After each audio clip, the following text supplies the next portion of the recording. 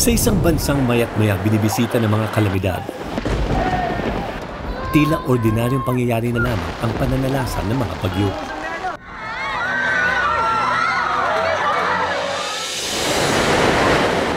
Pero noong November 8, 2013, nabulaga tayong lahat sa pagdating ni Super Bagyong Yolanda. Itinuturing na isa sa pinakamalakas na bagyo sa buong mundo. Ang mga probinsya sa Visayas ang direktang hinambalos ng Category 5 na bagyo.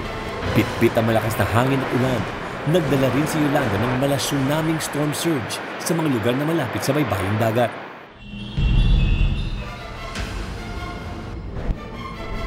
Bugbog sarado ang buong Kabisayaan nang lisanin ito ng bagyo. Bukod sa mga wasak na gusali, libo-libo rin ang nasawi sa trahedya. Bata man o matanda, hindi pinatawad ng ngit-ngit ni Yolanda. Isa sa mga probinsyang pinadapa ng bagyo, ang Tacloban City sa Leyte. Ilang araw matapos ang bangungot na dala ng super typhoon, pilit bumabangon sa pagkakalugmok ang mga taga rito.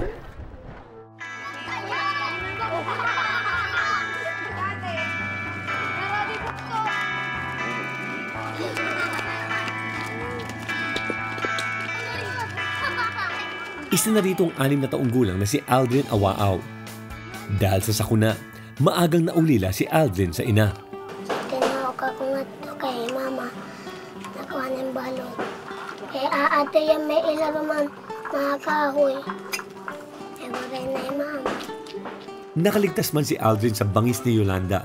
Tila hindi kayang hilumin ng panahon ang iniwan nitong sugat sa kanya. Gusto ko buhay kay mama.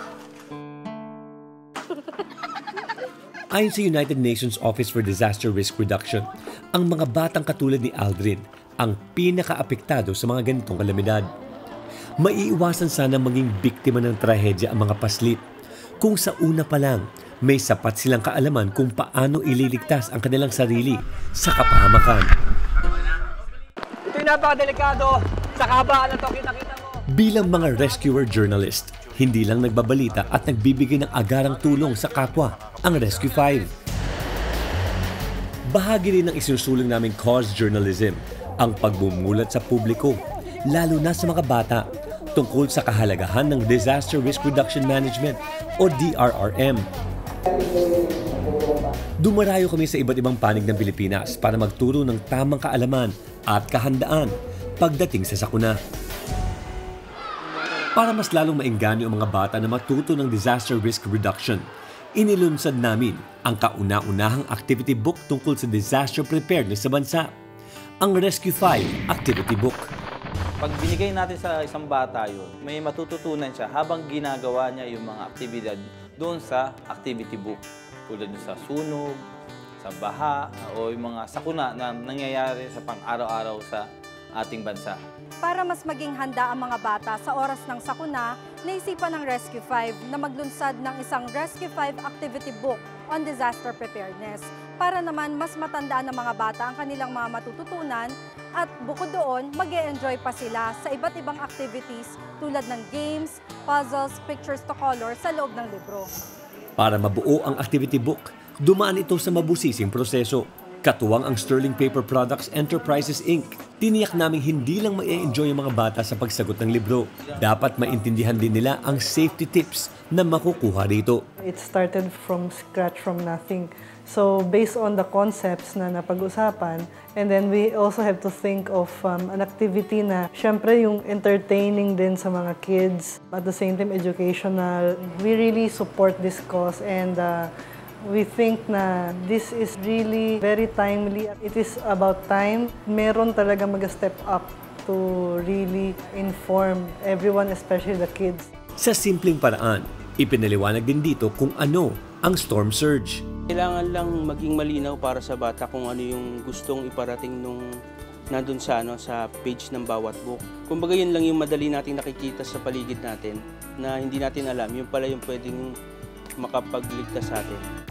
Masusing nirepaso ng Department of Education o DepEd ang activity book at isinalin sa iba't ibang wika katulad ng Tagalog, Waray at Sinigbuanong Binisaya para mas maintindihan ng mga bata sa iba't ibang panig ng bansa. Dahil ginawa ito sa mother tongue o sa lengguwahe ng mga bata, madali nilang nauunawaan ang kanilang mga binasa.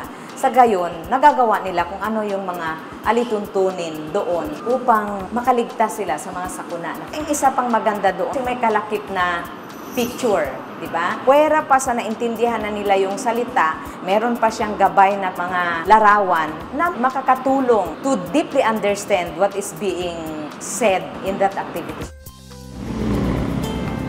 Bago namin ipinamahagi ang libro, bumisita kami sa iba't ibang pampublikong paaralan para magsagawa ng survey. Sa resulta nito, mapatutunayang kulang na kulang ang kaalaman ng mga mag-aaral pagdating sa paghahanda sa sakuna. Dahil sa pinsalang idinulot ni Yolanda sa Tacloban City, nagpasya kaming tulungan ng mga batang katulad ni Aldrin na naapektuhan ng bagyo. Isang linggo bago magpasko, maagang aginaldo ang inihanda namin para sa kanila. Good morning! Okay, yan ang gusto ko, mataas ang energy natin. Okay, gaya ng sinabi ni Ate Cheryl kanina, marami tayong mga sorpresa para sa inyo. Ipinamahagi namin ang activity book sa mahigit 600 estudyante dito. Maliban sa activity book, namigay rin kami ng 72-hour survival kit for kids na may lamang pito, flashlight, school supplies, at ready-to-eat snacks. Aliw na sinagutan ni Aldrin at ng ibang mag-aaral ang libro.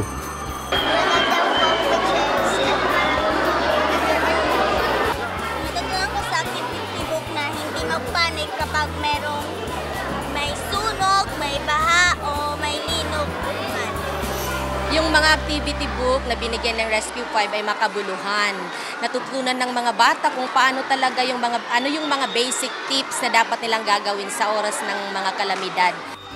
Siniguro rin namin malilibang ang mga bata nang sa gadon ay mas matatandaan nila ang kanilang matututunan. Halimbawa, merong klase. Itinuro namin sa kanila kung paano ang gagawin kapag lumindol. Bigla na lang, lumilindol. Okay, gagawin ang drop. Drop lahat, drop. Baba lahat. Cover. Hold on. Kapitan ang ilalim ng mga upuan. Ayos ba? O di kaya kapag kinapitan ng apoy ang kanilang damit.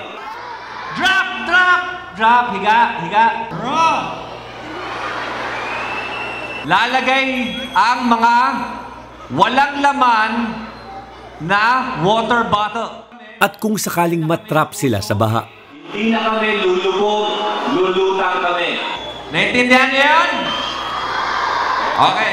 Pag-usapan natin itong storm surge. Alam niyo, seryosong bagay po ito at dapat kayo mas... ibinahagi din namin ang ilang pang tips para maging handa sa sakuna. Para malaman kung sila ay may natutunan, nagpalaro kami. Anong pwedeng gamitin pampalutang? 10, 9, 8, set. Dito ako. 6, 5. Hala! Bakit kayo lumipat? Balik ako dito. Bakit hindi pwede gamitin ang bato bilang pampalutang? Dahil ito ay mabigat. At namigay ng mga papremyo. Tuwang-tuwa rin ang mga bata sa iba pa naming sorpresa. Anong sasabihin mo? Ayoko to!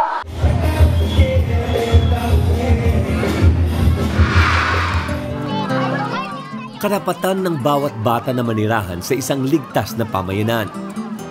At sa oras ng sakuna, dapat armado sila ng tamang kaalaman na magagamit nila bilang sandata para sa kaligtasan.